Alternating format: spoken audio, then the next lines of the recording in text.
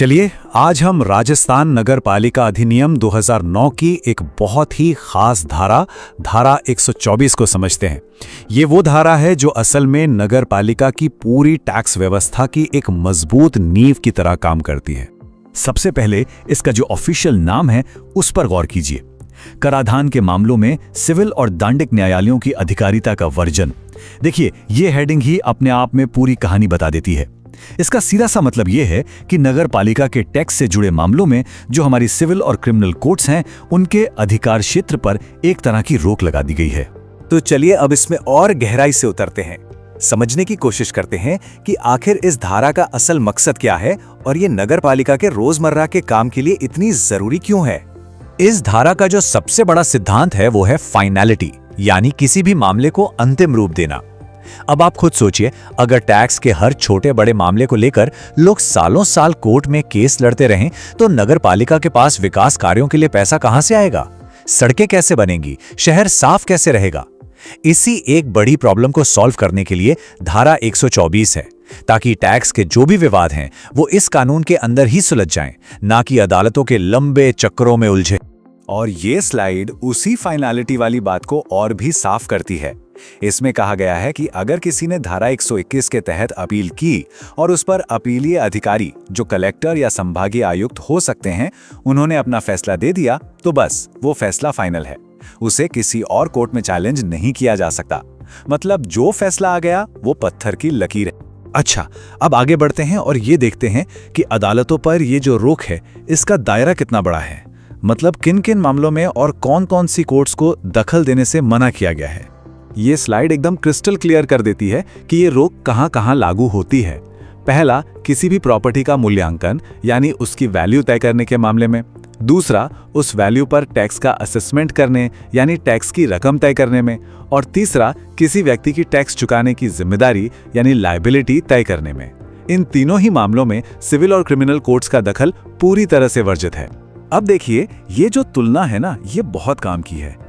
एक तरफ है सही रास्ता जो कानून ने बताया है और दूसरी तरफ है वो रास्ता जो पूरी तरह से बंद है।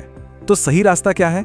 आप धारा 108, 114 या 115 के तहत अपनी आपत्ति दर्ज कराएं, फिर धारा 121 के तहत अपील करें और जो फैसला आए उसे मानें। और बंद रास्ता क्या है? आप सीधे सिविल कोर्ट में केस फाइल नहीं कर सकते, ना ही क्रिमिनल कोर्ट में जा सकते हैं। कानून इस रास्ते पर नो एंट्री का बोर्ड लगा देता है। तो अब सवाल ये उठता है कि अगर कोई टैक्स असेसमेंट से खुश नहीं है तो उसके पास क्या विकल्प है। तो हमारा अगला सेक्शन इसी बारे में है कि वो एकमात्र कानूनी तरीका क्या है। ये प्रोसेस 3 आसान स्टेप्स में है। स्टेप 1, कानून की धारा 108, 114 या 115 के तहत अपनी आपत्ति यानी ऑब्जेक्शन फाइल कीजिए। स्टेप 2, अगर आप उस फैसले से संतुष्ट नहीं हैं तो धारा 121 के तहत जो भी अधिकारी नियुक्त है उसके पास अपील फाइल कीजिए। और स्टेप 3, उस अपील पर जो भी फैसला आएगा वो अंतिम होगा और सबको मानना पड़ेगा। इसके अलावा और कोई दूसरा रास्ता है ही नहीं। अच्छा, अब इस नियम में एक बहुत ही महत्वपूर्ण अपवाद भी है। हम उस पर आएं उससे पहले एक छोटी सी रिक्वेस्ट है। अगर आपको हमारा पढ़ाने का तरीका पसंद आ रहा है तो हमारे चैनल स्मार्टर सिंपल को अपना सपोर्ट जरूर दें। इस वीडियो को लाइक करें, शेयर करें और चैनल को सब्सक्राइब कर लें, ताकि हम आपके लिए रोजाना सुजस सार पर आधारित राजस्थान के करंट अफेयर्स लाते रहें। चलिए वापस आते हैं हमारे टॉपिक पर। अब हम इस धारा के सबसे जरूरी पहलू पर आ गए हैं, वो है इसका अपवाद, यानी वो कौन सी स्थिति है जब ये कठोर नियम लागू नहीं होता।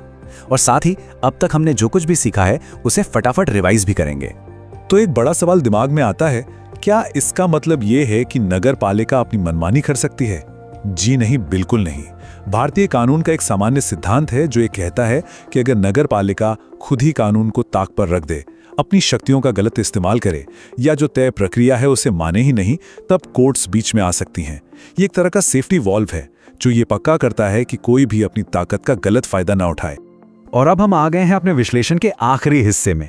यहाँ हम जो कुछ भी सीखा है उसे एक टेबल की मदद से समराइज करेंगे और फिर एक सवाल के जरिए देखेंगे कि हमें यह टॉपिक कितना समझ आया। ये समरी टेबल आपके रिवीजन के लिए बहुत काम आएगी। पहला पॉइंट, उद्देश्य क्या है? मुकदमों को कम करना और रेवेन्यू कलेक्शन को तेज करना। दूसरा पॉइंट, फाइनल फैसला किसका होगा? धारा 121 के तहत जो फैसला होगा वही सुप्रीम है। तीसरा पॉइंट, किनकी अधिकारिता वर्जित है?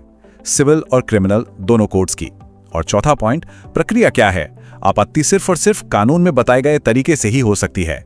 तो चलिए अब आपके ज्ञान को परखने का समय है। स्क्रीन पर आरपीएससी लेवल का एक सवाल है। सवाल है, राजस्थान नगरपालिका अधिनियम 2009 की धारा 124 के बारे में इन कथनों पर विचार कीजिए। पहला कथन, धारा 121 के तहत अपीलीय प्राधिकारी का आदेश अंतिम होता है।